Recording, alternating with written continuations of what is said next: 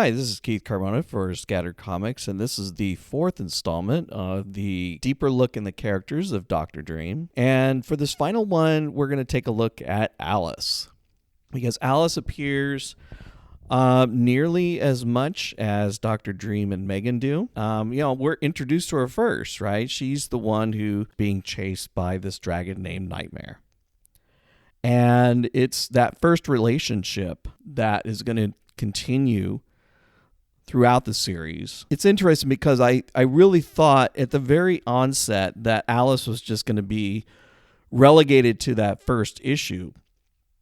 And, after that, I would have Dr. Dream do, other adventures and things like that, which technically is what he did in issues 2 and 3. We see him helping out Mr. Grossman at the very beginning panels of issue 2, and then him getting kidnapped. And then the kind of in-between adventure with Chaos Illusionist and the crossover. Again, revisiting Mr. Grossman in issue 3. And it was kind of in between doing theirs. After Dr. Dream debuted in 2018, and then working through 2019.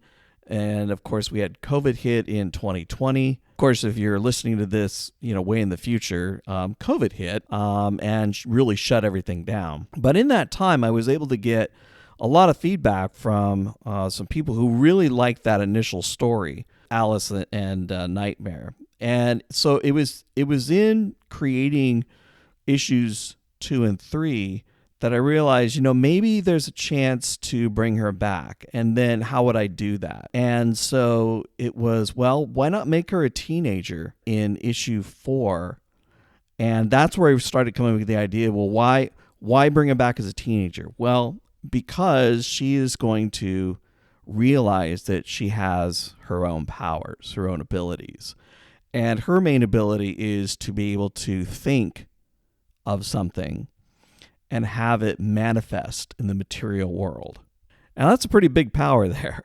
But with any new experience, right, with anything new, like, there's always going to be that kind of trial and error period, and hopefully you don't screw things up too bad.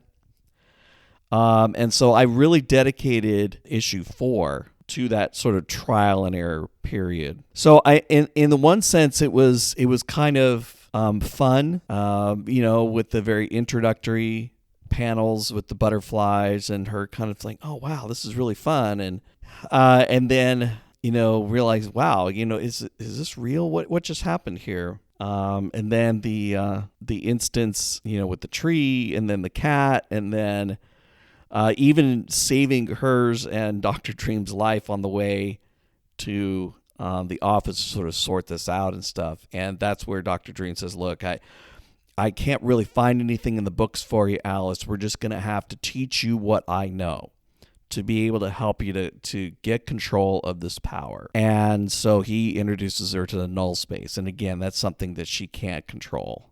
And this is really appropriate for that particular issue because, teenagers sometimes don't realize the talents and the powers that they have. And I really, really wanted to showcase that in this particular issue. And I think I did a pretty good job of that.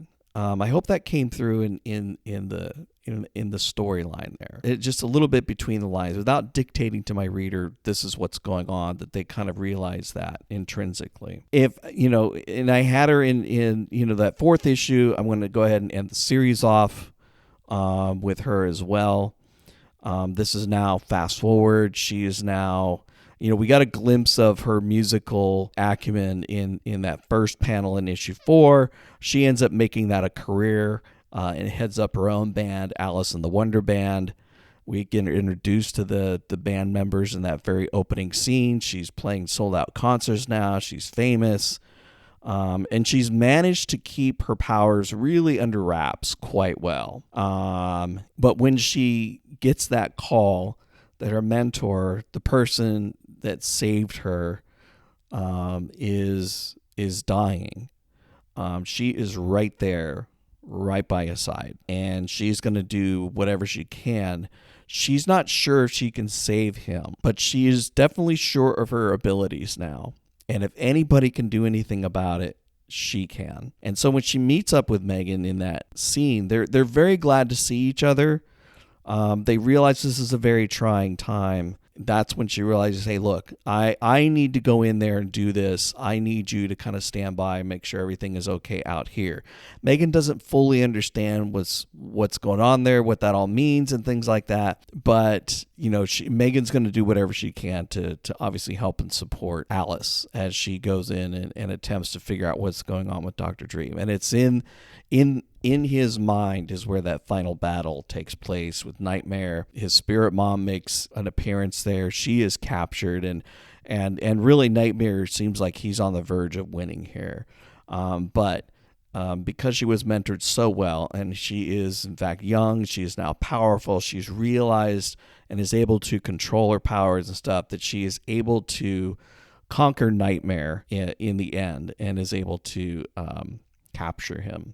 As I stated with Nightmare previously, the fans' reaction to Alice was really positive and really good, especially as a young girl. And for those who've kept up with the series and things like that, hopefully you've liked her portrayal throughout and what she has become and that kind of thing. There's been talk with my scatter group are we going to see Alice again? And, the answer is yes. She's, showing up in another comic series. She may show up in another series later on, another scattered title. I'm not going to give anything away because I'm not exactly sure if that's going to come to fruition. Fingers crossed. I really hope it does somehow, some way. But she's an interesting character. I mean, she represents that very positive energy side that I think lies with, I still believe to this very day that positive energy from the youth, that youthful energy, is something that is greater than they ever realize. And I think with the right mentorship, that positive energy can not only work for good, but for them to absolutely, realize their potential of how great they really are. That will carry them through into adulthood to be wonderful, fantastic human beings. And for me, that was always what I saw Alice was. It's what I always see the youth as, being a high school teacher, being a father of 2 kids, going to conventions and seeing those amazing kids cosplaying and creating and acting and all of these fantastic things that they're doing.